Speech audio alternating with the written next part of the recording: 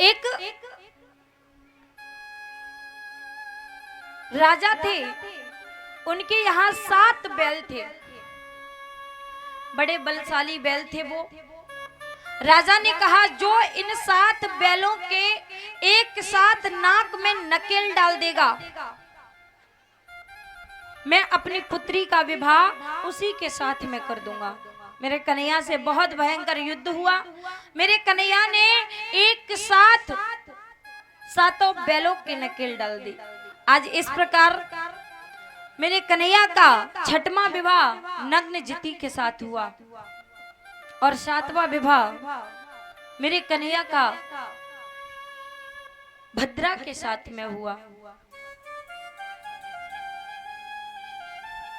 इस प्रकार मेरे कन्हैया के 7 विवाह हुए।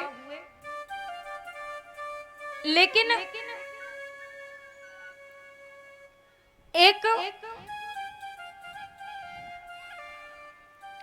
पराक्रमी राजा है जिसका नाम भौमासुर है। उस भौमासुर ने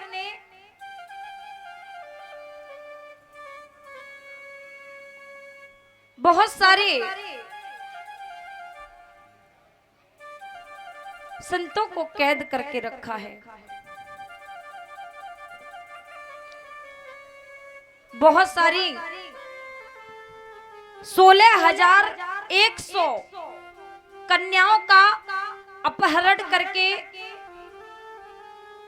कारागार में बंद करके रखा है। बोला कि जब ज्यादा हो जाएंगी उसके बाद मैं सभी के साथ में विवाह कर लूंगा। आज सभी ने मेरे कन्हैया को याद किया। आज मेरे कन्हैया ने उन सभी को भौमासुर से मुक्त कराया। आज उन सभी 16,100 रानियों के साथ में मेरे कन्हैया ने विवाह किया। बोली वृंदावन बिहारी लाल की जय हो। बोली राधे रानी सरकार की। एक बार रुक्मिणी जी कन्हैया से मजाक करने लगी। अरे कन्हैया जी, अरे परमेश्वर, अगर आप इतने काले हो तब इस दुनिया को पागल कर देते हो, अगर आप गोरे होते तो क्या करते? बोले कि यदि नंद लाला तुम होते लली तो गले कट जाते करोड़न के। आप लला हो यही भलाई है, अगर आप लली होते तो क्या होता? आप इतने काले हो तो ये दुनिया आप पर मर जाती है, अगर आप गोरे होते तो क्या होता? इस प्रकार मेरे कन्हैया का विवाह हुआ।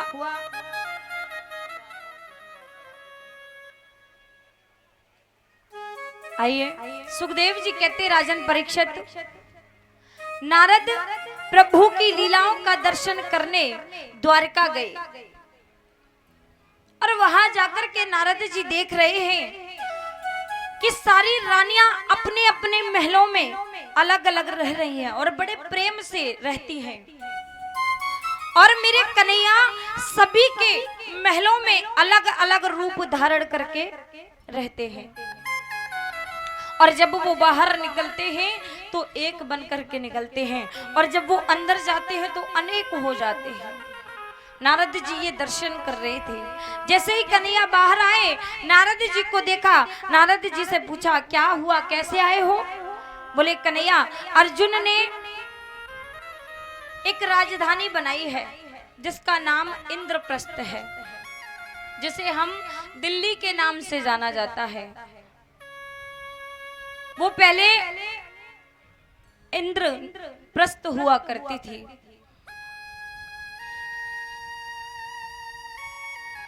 आप उस यज्ञ में चलिए, वहां पर एक यज्ञ किया जा रहा है। आज मेरे कन्हैया, नारद जी ने कहा गोविंद, पांडव इंद्रप्रस्थ में राजसू यज्ञ करना चाहते हैं, आप वहां पर पधारिए। वहां से चले गए। इतने में ही एक दूत आ गया। आकर के कन्हैया से कहने लगा कि मगध का एक जरासंध है, उसने 20,000 राजाओं को बंदी बना करके रखा है। बोले नर बलि देने के लिए राजाओं ने मुझे आपके पास भेजा है, आप ही उनकी रक्षा करें। आज मेरे गोविंद इंद्रप्रस्थ आए, भगवान ने सोचा ऐसा कुछ नाटक करूं कि जरासंध का अभिमान दूर हो जाए। आज मेरे जरासंध के पास पहुंचे कन्हैया।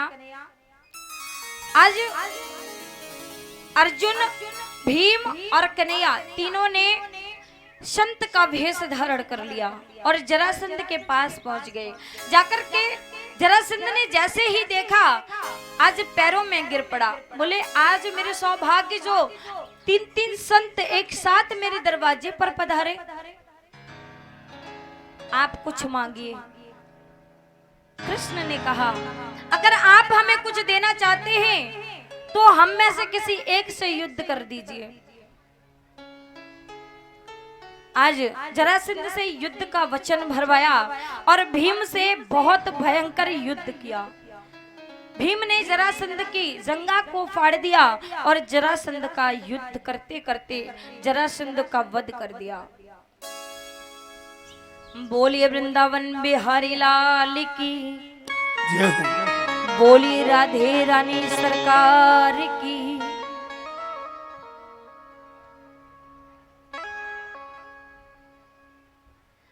क्योंकि भगवान तो हमेशा प्रेम के बंधन से बनते हैं।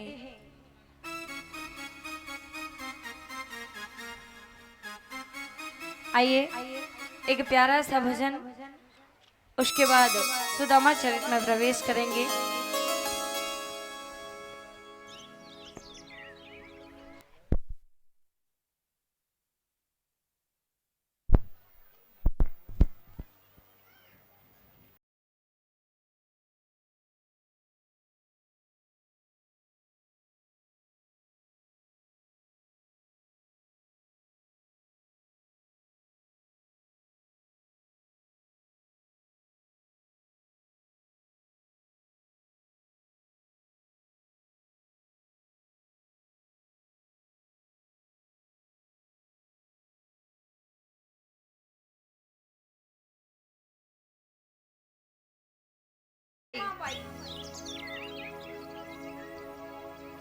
जो राजस्थान की रहने वाली है,